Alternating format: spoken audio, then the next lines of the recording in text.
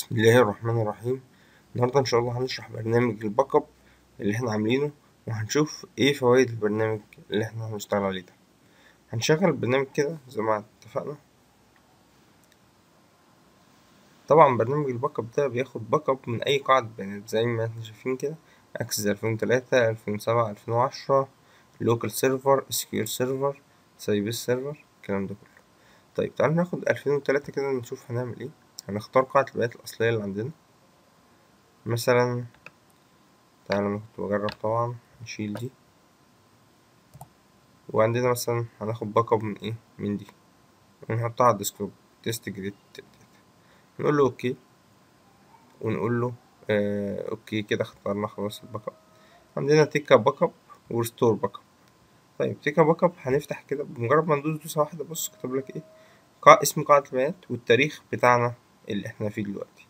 طيب لو قلت له سيف على الديسكتوب برضه كده هنلاقي ايه، تم عمل النسخة الاحتياطية.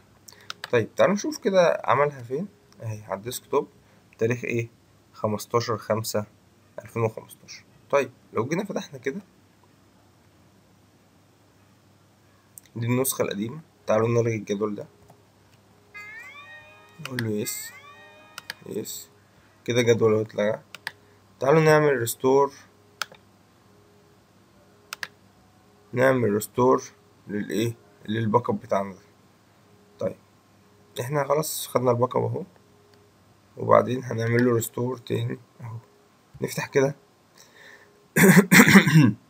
وهنختار الملف بتاعنا بقى اللي احنا هنعمل منه ريستور اهو، ونقول له ايه، اوبن. تم استرجاع النسخة الاحتياط بنجاح. تعالوا نفتح بقى النسخة الأصلية، هنلاقي الايه، الأربع جداول رجعوا تاني زي ما هم اهو. وبكده نبقى قدرنا نرجع نرجع النسخة بتاعتنا تاني. طيب تعالوا نشوف بقى الداتابيز سيكوال سيرفر. هنقفل ده كده ونقفل ده كده، نقول له تشينج ونختار سيكوال سيرفر، ونفتح كده نختار السيرفر بتاعنا، ونختار الداتابيز بتاعتنا، نخلينا في السوبر ماركت دي، نقول له اوكي. تيكا باك اب، هناخد باك اب بس المرة دي مش هينفع نسجله على السي عشان السيرفر مديناش البرميشن اللي على السي، فيستحسن نسجله في حتة طبعا غير السي، عشان كده اصلا يستحسن قاعدة بيانات ما تبقاش على السي. طيب تعالوا نحطه هنا كده على الدي مثلا، وسوبر ماركت برضو اهي.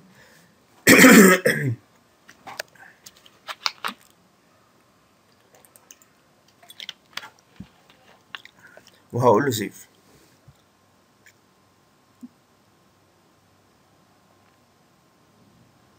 كده هو بيسيف قاعدة البيانات، تم عمل ايه، نسخة احتياطية.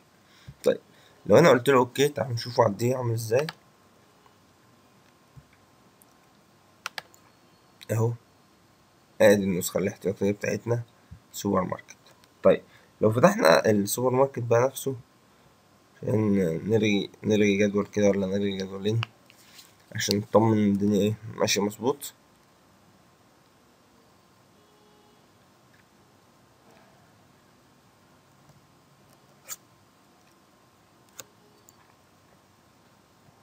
ماشي كونكت.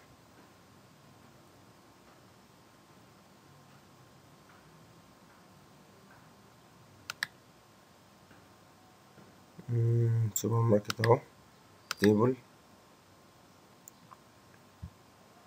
تعالوا نلغي مثلا الكاستمر ده، ديليت اهو، اوكي كده خلاص اتلغى. طيب تعالوا نقفل بقى كده عشان ريفرش براحته، ونرفرش ونقفل. تعالوا نخش على ده ونعمل ريستور للايه، للسوبر ماركت. هنيجي كده ونعمل له ريستور.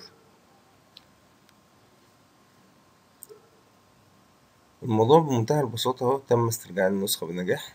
كل حاجة سهلة خالص، بص بيسهل قد ايه، ولا تقعد تكتب كود ولا تكتب حاجة. نعمل 2 ريفرش كده ونعمل نفتح تيبل، نلاقي كاستمر ايه، رجع تاني اهو.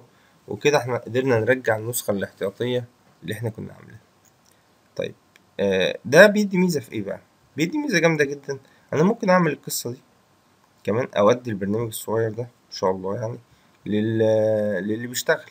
افرض هو مثلا عنده مخزون وعايز يرجع ليوم مثلا 15، يشوف هو المخزن كان فيه ايه يوم 15، يقدر بمنتهى السهولة بدوسة زرار واحدة يدوس على الزرار ده ويختار قاعدة البيانات كده زي ما احنا اخترنا اللي عنده، يتعلم يعني مش قصة، يتعلم ويختار قاعدة البيانات اللي عندنا دي، وبعدين يرجع بالتاريخ اللي هو عايزه، يقدر يرجع بالتاريخ اللي هو عايزه. وبعد ما يخلص خالص يرستور قاعدة البيانات الايه الجديدة بأي تاريخ هو عايزه.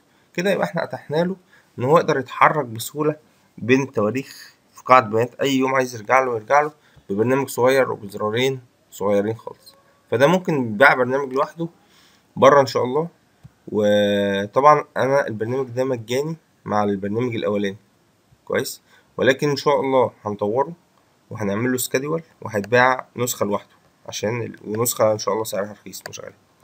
بس إن شاء الله أطوره بس شوية وأعمل له سكادول ونبيعه بسعر كويس عشان خاطر الناس تقدر كلها تستفيد بيه.